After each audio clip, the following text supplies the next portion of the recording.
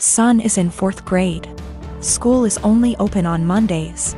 The rest of the week he is home with me. They don't do virtual learning during the rest of the week. No Zoom calls are made. No teacher actually checks in. Homework at home is not to be sent back to the school, and instead they get a participation grade the following week if they tell their teacher they completed it. It's backwards, and your students aren't being graded for the work they actually do. Every Monday we get a new flyer in the mail asking for donations. Last week we got a flyer that said to send out 20 emails to individuals to ask them for donations, with the promise of prizes for participation. They also had other prizes on this flyer. Basically, the more people who donate using your name, the bigger the prize you get. My son wanted the headphones prize. Nowhere on the flyer did it say how many donations was needed. I called the school to ask and they said 12. I sent out the 20 emails. 14 people donated. The donation list was to be emailed to the school with the student ID, and we were to pick up the prizes this past Monday. Son was losing his mind excited because he got the 12 donations needed for the headphones. We walk in and they proceed to tell me and my son that he did not qualify for the prize because in order to be eligible, you needed to get those 20 donations. Apparently the prizes for donations started counting after you received the 20. They turned damn near every student away, not just my kid. So I sent the boy out with his father and pulled the teacher and principal aside to let them know that they got these kids' hopes up for absolutely nothing, and that all they accomplished was destroying the children's spirits by lying to their faces. I then told them that I was told by the secretary that he only needed 12 donations for those headphones. They said, "Sorry you feel that way.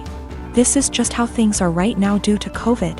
So I responded with, "Oh, so lying to students and breaking their spirits is okay because of COVID? Failing to provide virtual learning for the rest of the week like other schools is okay because of COVID? Asking for donations when the kids are only here once a week must be okay, too, right?" I then walked out. Well, my son got the headphones in the mail today with a note from the superintendent that said, "I'm very sorry for the actions of the school system and the confusion formed around the donation drive. We are trying to work with the families, not turn them away. Please accept this as an apology." My son is over the moon. My husband says that I was being a Karen and that we should have just dropped it because it teaches our son that life isn't fair, and that I now look like an helicopter parent. My cousin Jake got outed about 4 or 5 days before his 18th birthday in the summer. His parents, my aunt and uncle, made arrangements for him to be sent to one of those awful camps that claim they could cure him. A kid in his community was forced to go and came back and was clearly not well, so Jake didn't want to go. Jake ran away from home and jumped from one family house to another. His folks didn't file a missing person report because they didn't want to look bad to their neighbors. They just told them that he went to that camp willingly. He disappeared in the middle of October and turned up in my city a week later. After making sure he was safe to bring home, my wife and I allowed him to stay. He didn't want me to tell the rest of the family for a while, because those people at the camp keep showing up to take him. I made sure to talk to a lawyer, who assured Jake that they cannot take him. 3 days ago, he told his parents he was here. A few hours later, those damn camp people showed up, but they were unable to take him. My family has been blowing up my phone for the last 2 days, angry that I didn't tell someone sooner. Well, Jake didn't feel safe yet, and still doesn't. I wanted to make sure he was ready. Still, even those that want to protect Jake is upset with me for hiding him. I figured I wasn't the for hiding him from my more narrow-minded family. It was those that really wanted to help Jake that made me feel guilty. They were all scared out of their minds and wanted the peace to know he was okay. I felt bad for not telling them. Though I am sure they wouldn't had turned him in, I felt bad because we were working on keeping him safe. Also, we got a lawyer who got the police on the lookout for those camp people in case they try anything. Jake is not going out alone until we are sure he is safe. We are looking on how to get his paperwork, like his birth certificate, here because no way he trusts his parents to just hand them over. My granny-in-law is talking to some people that could help. I am 17, female, have a child Aaliyah. She is 6 years old with my ex Jacob. He is 33 years old. He has a new girlfriend, Regina. She is 27 years old. We just finalized a court order he requested after meeting her and currently have complete 50/50 custody. Regina has always been a little too involved and believes that since she trains parents to parent, she knows everything. Every time I ask Jacob for help with Aaliyah, he comes with suggestions from Regina instead of workshopping things between the two of us. She has been overstepping for years. Jacob and I are pretty much parallel parenting now and do everything separate, including birthdays and even parent-teacher conferences. He brings Regina with him to his meetings. Regina picks Aaliyah up from school every day because I don't get off work in time, and he did not want to pay for the after-school program, since he did not need it during his time. So of course he jumps at the opportunity to involve Regina. Well, I currently am trying to find a car because I lost mine, so she ends up bringing Aaliyah to my home instead of our meeting point. When she showed up with my daughter, she was being really quiet and looked sad. When I asked her what was wrong, she wouldn't tell me, so I confronted Regina at her car, who said she took away Aaliyah's tablet and TV time because she refused to do her homework and kept her home from cheerleading practice until it was done, so she missed it. Aaliyah loves cheer, and this was just cruel to me. It's something she and Regina connect over, and she got her all into this sport just to use it as a tool to control her? To rip away when she feels like it? She's 6 years old, and that was not her place.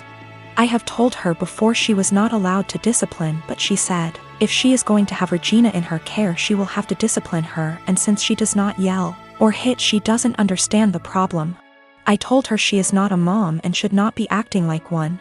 She said this is why Aaliyah has behavior issues in my care and left.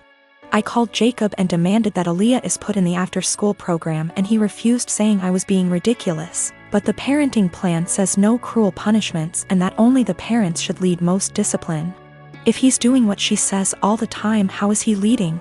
Now she is refusing to bring her to my home, and I have to Uber to the meeting point, which is costing me loads of money. Is this something I take them back to court about? Edit to add that she keeps her for a couple hours after school until I get off. That's how she had enough time to discipline her. Yes, there is a clause about meeting partners. She's been around a few years, that's not the issue. She's just too involved in parenting and has been for a while. I feel like there are certain boundaries that should be in place and certain things only parents should handle, like discipline and PT conferences, etc. She claims she kept trying to get her to do her work, but she just refused, saying she wanted to play on her tablet instead. She should have called me or her dad when this happened.